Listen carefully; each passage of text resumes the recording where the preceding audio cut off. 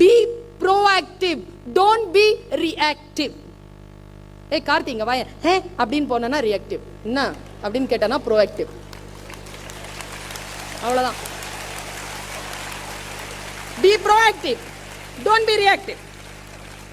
இன்னைக்கு படம் போலாமா? ஹே அப்படின்னா ரியாக்டிவ். என்ன படம்? காசு இருக்கா? அப்பாட்ட சொல்லிட்டு வரணும், நாளைக்கு போலாம். ப்ரோஆக்டிவ். Be proactive. ப்ரோஆக்டிவா இருந்து பாரு. புக்கு உன்கிட்ட பேசுதா? நீ அதுகிட்ட பேசு. உன்கிட்ட பேசும், புக்கு பேசும், கண்டிப்பா பேசும். நீ எல்லாம் படிச்சிட போறாத அப்படின்னு பேசும். எல்லாம் படிக்க முடியாது, மூடு, தப்புன்னு மூடிடும். என்கிட்ட அப்படி நிறைய பேசும். பேசும்போது என்ன தெரியுமா பண்ணுவேன்? ஏய் மூடு அப்படின்னு சொல்லுவோம். அது பேசும். புரியல பாரு உனக்கு, வாய மூடு. நான் சொல்லுவேன் அதுக்கிட்ட, உன்னை படிக்கத்தான் திறந்துருக்கு, படிக்க பாரு.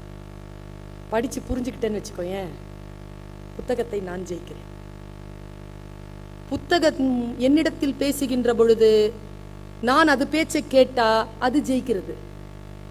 நான் அதை படிச்சு புரிஞ்சுக்கிட்டேனா அதை நான் ஜெயிக்கிறேன். என்ன கேட்டா, என் குழந்தைகளை, உங்களை ஜெயிக்கக்கூடிய புத்தகங்கள் இன்னும் பூமியில் பிறக்கவே இல்லை.